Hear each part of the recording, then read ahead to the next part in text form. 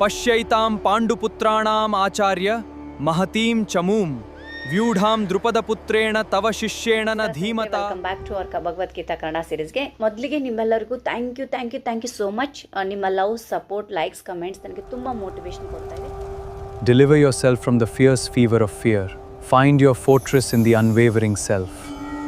ಇವತ್ತು ನಾವು Bhagavad Gita chapter 1 verse 3 ಅನ್ನು ತುಂಬ ಸಿಂಪಲ್ ಆಗಿ ಅರ್ಥ ಮಾಡಿಕೊಳ್ಳುವಂಥ ಪ್ರಯತ್ನ ಪಡೋಣ.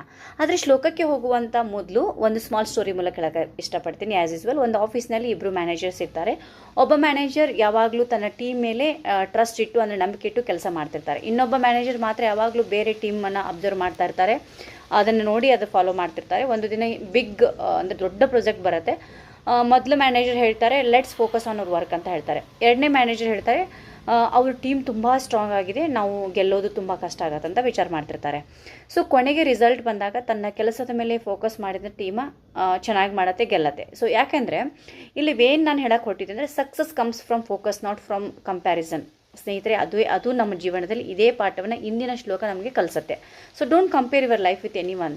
ಇವತ್ತಿನ ಶ್ಲೋಕ ಏನು ಹೇಳುತ್ತಂದರೆ ಪಶ್ಚಾತ್ತಾಂ ಪಾಂಡುಪುತ್ರಾಣಾಂ ಆಚಾರ್ಯ ಮಹತಿಂ ಚಮುಂ ಯುಡಾಂ ದೃಪದ ಪುತ್ರೇನ ತವ ಶಿಷ್ಯೇನ ಧೀಮತ. ಅಂದರೆ ಈ ಶ್ಲೋಕದ ಸಿಂಪಲ್ ಮೀನಿಂಗ್ ಏನಂತಂದರೆ, ದುರ್ಯೋಧನರು ತನ್ನ ಗುರು ದ್ರೋಣಾಚಾರ್ಯರ ಬಳಿ ಹೋಗಿ ಹೇಳ್ತಾರೆ, ಗುರುಗಳೇ, ಪಾಂಡವರ ದೊಡ್ಡ ಸೈನ್ಯವನ್ನು ನೋಡಿ ನಿಮ್ಮ ಬುದ್ಧಿವಂತ ಶಿಷ್ಯ ದುಶ್ಶತ್ರುನು ಈ ಸೈನ್ಯವನ್ನು ತುಂಬ ಚೆನ್ನಾಗಿ ಸಿದ್ಧಪಡಿಸಿದ್ದಾನೆ.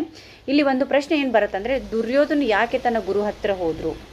ಅವರ ಬಳಿ ದೊಡ್ಡ ಆರ್ಮಿ ಇದ್ದರೂ ಕೂಡ, ಭೀಷ್ಮರಂಥ ಗ್ರೇಟ್ ವಾರಿಯರ್ಸ್ ಕೂಡ ಇದ್ದರು. ಹಾಗಿದ್ದರೂ ಕೂಡ ಅವರು ಅವರ ಮನಸ್ಸಲ್ಲಿ ಯಾಕೆ ಭಯ ಇತ್ತು ಅನ್ನೋದು. ಹೊರಗೆ ನೋಡಿದರೆ ಅವರು ತುಂಬ ಕಾನ್ಫಿಡೆಂಟ್ ಆಗಿ ಕಾಣ್ತಾ ಇರ್ತಾರೆ, ಆದರೆ ಒಳಗೆ ಅವರು ವರಿಡ್ ಆಗಿದ್ದಾರೆ, ಅಂದರೆ ತುಂಬ ಟೆನ್ಷನಲ್ಲಿರ್ತಾರೆ, ಫ್ರಸ್ಟ್ರೇಷನಲ್ಲಿರ್ತಾರೆ.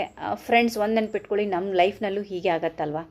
ಸೊ ಯಾವಾಗಲೂ ಇಂಟರ್ವ್ಯೂ ಹೋಗಬೇಕಾದ್ರೆ, ಒಂದು ಹೊಸ ಎಕ್ಸಾಮ್ ಬರಿಬೇಕಂದ್ರೆ, ಹೊಸ ಬಿಸ್ನೆಸ್ ಸ್ಟಾರ್ಟ್ ಮಾಡಬೇಕಾದ್ರೆ, ಹೊರಗೆ ನಾವು ಸ್ಮೈಲ್ ಮಾಡ್ತಾ ಇರ್ತೀವಿ, ತುಂಬ ಕಾನ್ಫಿಡೆನ್ಸ್ ಇದ್ದವರಂಗೆ ಕಾಣ್ತಿರ್ತೀವಿ, ಆದರೆ ಒಳಗೆ ನಾನು ಏನು ಮಾಡಬಲ್ಲೆನಾ ಅನ್ನುವಂಥ ಡೌಟ್ ನಮಗಿದ್ದೇ ಇರುತ್ತೆ. ಸೊ ದ್ಯಾಟ್ಸ್ ನಾರ್ಮಲ್, ಅದು ಹ್ಯೂಮನ್ ನಾರ್ಮಲ್ ನೇಚರ್ ಅಂತ ಹೇಳ್ಬೋದು. ಆದರೆ ಆ ಭಯವನ್ನು ಹೇಗೆ ಹ್ಯಾಂಡಲ್ ಮಾಡ್ತೀವಿ ಅನ್ನೋದು ತುಂಬ ಇಂಪಾರ್ಟೆಂಟ್ ಆಗುತ್ತೆ.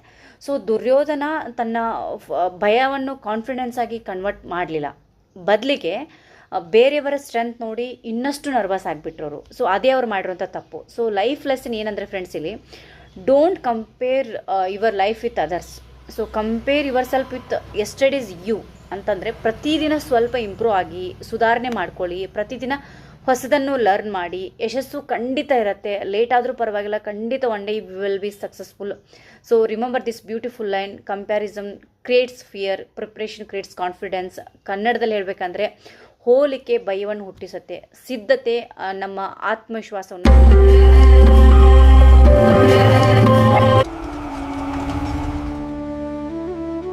You have a right to perform your prescribed duty, but never to the fruits of action.